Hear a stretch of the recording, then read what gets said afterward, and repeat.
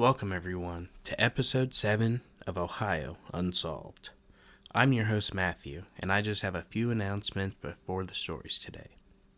Our Facebook group is still growing, almost 400 people. If this is your first episode, come check us out on Facebook, and I also launched my Patreon last week.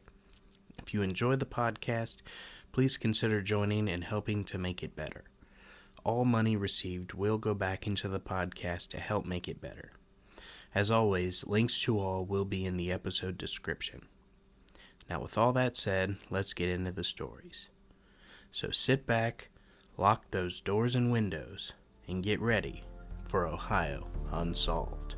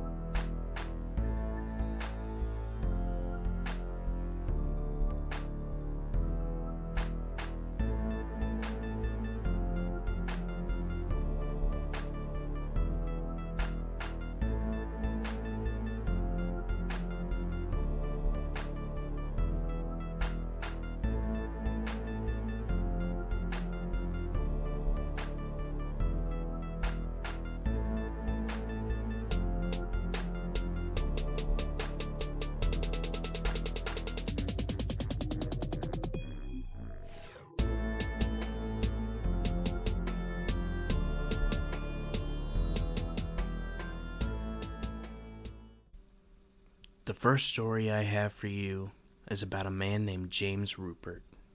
On March 30th, 1975, James shot and killed 11 members of his family at his mother's house on what's being called the Easter Sunday Massacre.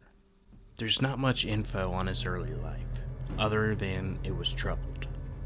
He was the youngest of him and his brother Leonard Jr. His mother would constantly tell him that she wished that she had a daughter as the second child instead of having two sons. His father, Leonard Sr., had a violent temper and showed little to no affection to his two sons. He died in 1947 when Leonard Jr. and James were 14 and 12 years old. From that point, Leonard Jr. would take on the role as the father figure of the family, but he was relentlessly cruel to his younger brother. He would constantly pick on him and tease him for being a weakling. When James was 16, he was so unhappy at home that he ran away from home and attempted to commit suicide by hanging himself with a bedsheet, but he was unsuccessful. As an adult, James was described as a bookish man, standing at just 5 feet 5 inches tall and weighing 135 pounds. People said that he was helpful, unremarkable, and quiet. He also had no police record. By 1975, James was jealous of his older brother Leonard. He had a successful career after graduating with a college degree in electrical engineering. He married James's ex-girlfriend, had 8 children, and they had a nice home in Fairfield, Ohio. James, on the other hand, had dropped out of college. He had never been married and lived at home with his mother. His mother, Charity, was becoming more and more frustrated with her youngest son. He wasn't able to hold a steady job, he was constantly drinking, and she had threatened to evict him from her home on more than one occasion. James also owed both his mother and brother money due to him losing most of his own from the 1973 stock market crash. About a month before the tragedy, James would inquire about silencers for his weapons while purchasing ammo. Reports say that his behavior would become increasingly more strange as he neared his breaking point while battling a deep depression. On March 29, 1975, a day before the shooting, witnesses saw him target shooting at some empty tin cans with his .357 Magnum along the banks of the Miami River in Hamilton, Ohio.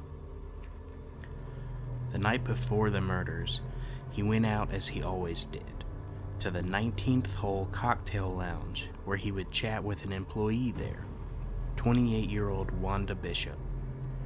She would later tell the police of her conversation with James. She said that he was growing more and more frustrated with his mother's demands on him and his impending eviction, and that he needed to, quote, solve the problem, from what Bishop told the police. She said that James told her that his mother would say that if he can afford to buy beer 7 nights a week, he can afford to pay rent. He then left the bar at 11 p.m., but he later returned. Bishop asked him if he had solved his problems, and he replied, "No, not yet." He then stayed at the bar drinking until they closed at 2:30 a.m. The next day, on Easter Sunday, James's brother Leonard and his wife Alma came over to their mother's house with their 8 children, ranging in ages from 4 to 17 years old. James stayed upstairs sleeping off his night of drinking while the rest of the family had an Easter egg hunt in the front yard. At 4 p.m., James awoke and loaded a .357 Magnum, 2 .22 caliber handguns, and a rifle. His mother was preparing lunch in the kitchen with her oldest son and his wife. Most of the kids were playing in the living room. James would then calmly walk down the stairs and go into the kitchen. As soon as he entered the kitchen, he shot his brother in the head, killing him instantly. He then turned the gun to his sister-in-law and shot her in the chest. His mother would lunge at him, only to be shot in the head and chest. He then pulled the trigger 3 more times, killing his 11-year-old nephew David and 2 nieces, 9-year-old Teresa and 13-year-old Carol.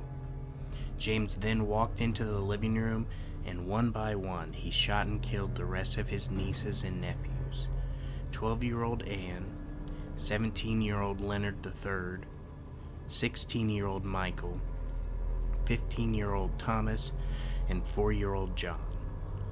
All the kids had been shot in the head and then shot again to make sure they were dead. The only sign of a struggle was an overturned garbage can.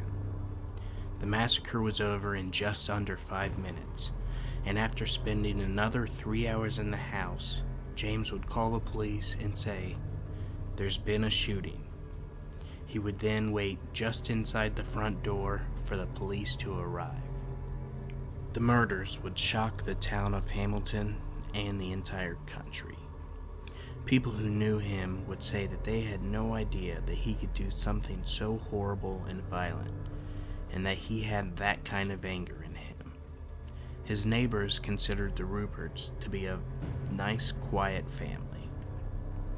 James was arrested and charged that day with 11 counts of aggravated homicide. He refused to answer any questions that the police had and made it very clear that he would plead insanity.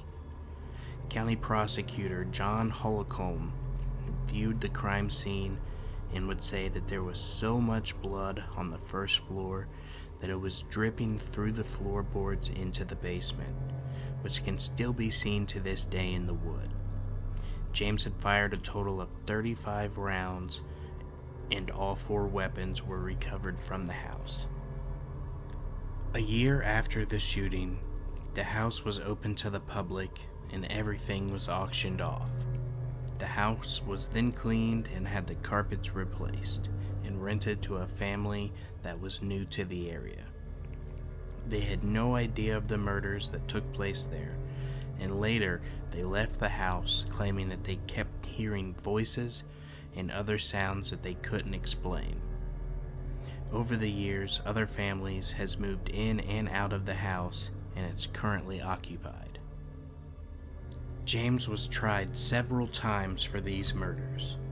The first trial was held in Hamilton, and the 3-judge panel found him guilty on all 11 counts of murder and sentenced him to life in prison. A mistrial was declared, and it was decided that his new trial would be held 125 miles away in Findlay, Ohio, because it was believed that he would not receive a fair trial in Hamilton. His second trial began in June of 1975, and the prosecutors revealed evidence that he had been target shooting the day before, looking to purchase silencers for his weapons, and made statements about how he would soon, quote, fix his problem.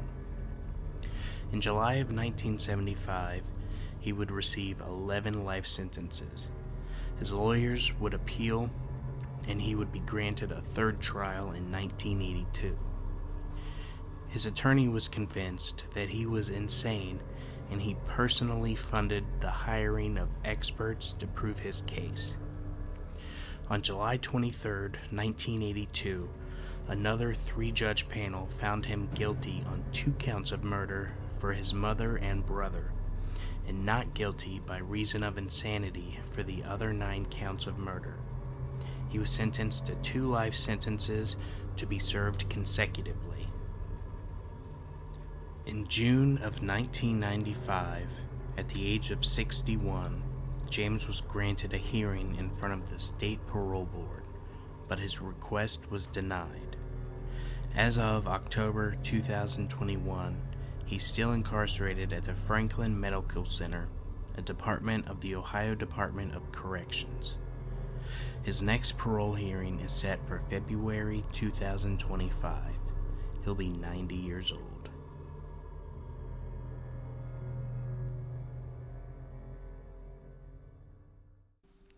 I can't even begin to understand how someone could do that to anyone, let alone their own family. To this day, this is still the largest mass murder inside of a private residence in U.S. history, and I personally hope that that's never beat. Our next story comes from the website yourghoststories.com. It's a story about a haunted house, shadow people, and sleep paralysis somewhere in Ohio. I'll be reading from their perspective.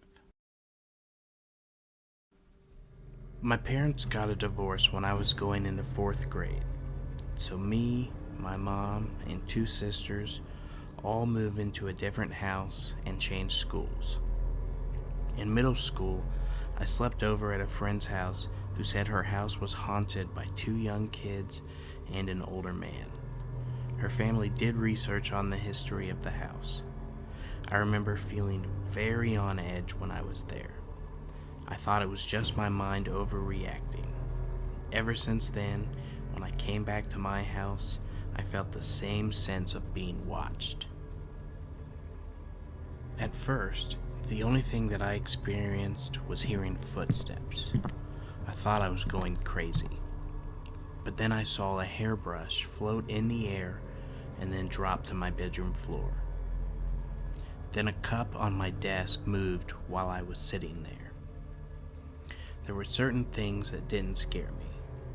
Other times I would be overwhelmed with a sense of fear and I couldn't breathe. It happened mostly in my bathroom, but I could sense it randomly all over the house. I couldn't talk to anyone about this because I wasn't that close with my family and everyone was going through a pretty hard time. I used to hear mumbled voices at night. I made myself think that it was my sisters late at night being annoying, talking to each other from their own room across the hall. It doesn't even make sense as to why they would do that, but I vividly remember a few nights where I would yell their names and tell them to be quiet. My mom got cancer when I was in 7th grade. She's okay now, thank God, but I was scared every night. I've heard 3 knocks on my bedroom door while I was showering, and when I got out to see who was there, I saw my family was all watching TV downstairs. I even came downstairs in a towel just to ask who knocked. When I lived in that house, I grew a very, very intense fear of the noise the water in the bathtub made when I turned it on. I can't even describe it. It was like the noise was a trigger of the fear. One of the scariest feelings I ever felt was when I was about to fall asleep one night. I started to smell a bonfire. I looked outside, but there were no fires. It was way too strong for it to come from outside anyway, especially with my windows being shut. The fear that came over my entire body while I was smelling it was awful. I hid under my covers, sweating until I finally fell asleep. There was one time I went into the laundry room and my eyes were looking down as I stepped into the room and I saw shadowy feet about 2 feet in front of me, and I looked up and saw the very tall, shadowy figure of a male, and I ran. No details on the figure, just a shadow that wasn't on the wall. I don't even remember what I did after I saw that. My insomnia started back then, and I'm still very scared of the dark. I have an overwhelming fear of it, and I am currently 19. These are just the main events that stick out. I've had a few friends that have had some experiences in the old house as well.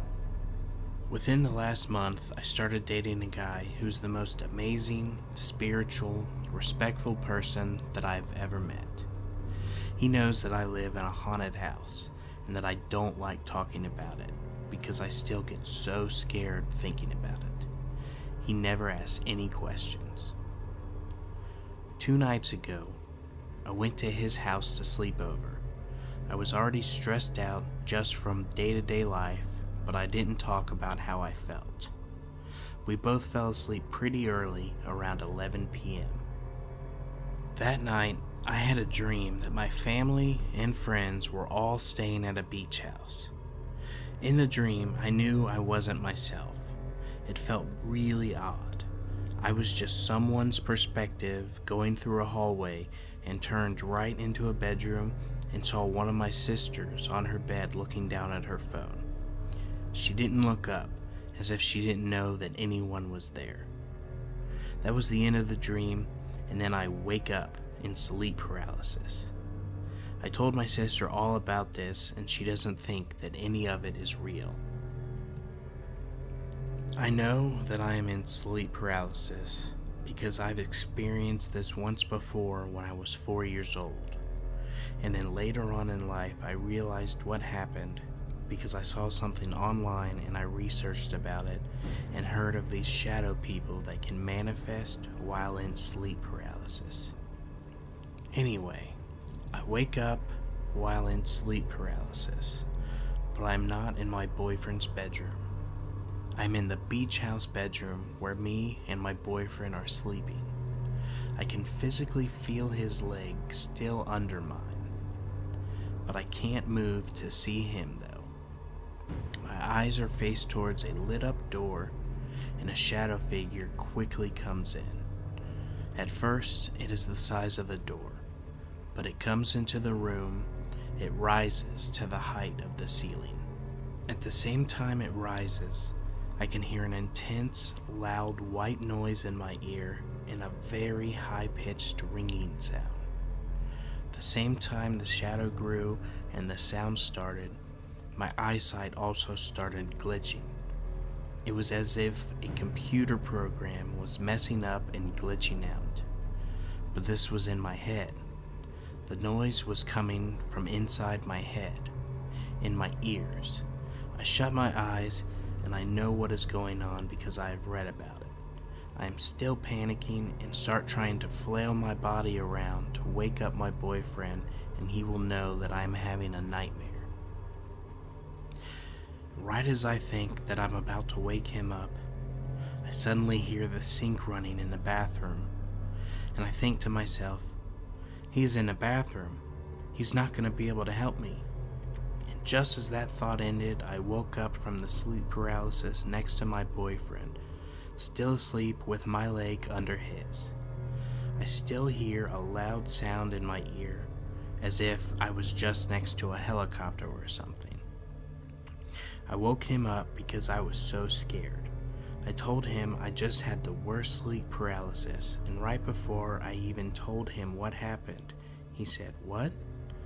I think I had sleep paralysis. I asked what he meant, but he quickly shrugged it off and said, "Never mind."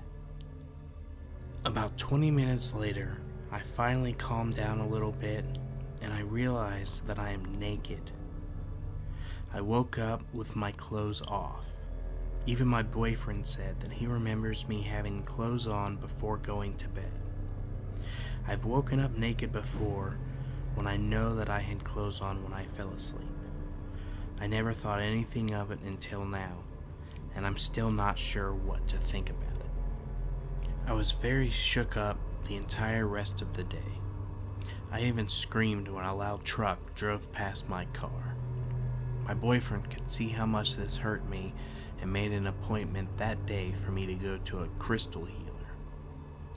On our way there, he told me that last night at 4 a.m., about 2 hours before I woke up with the sleep paralysis, he woke up and noticed that he had peed his pants. He was so embarrassed to tell me. I think he is scared. I can see it in his eyes sometimes that he believes me, but he also doesn't want to think that it's real.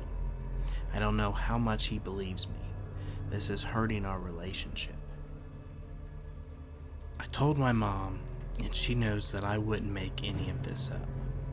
I feel a little better after meeting with the lady at the apothecary, but I'm still on edge. I have seen 2 white orbs before, so I know there was something always protecting me. One when I was 4, and another within the last 6 months.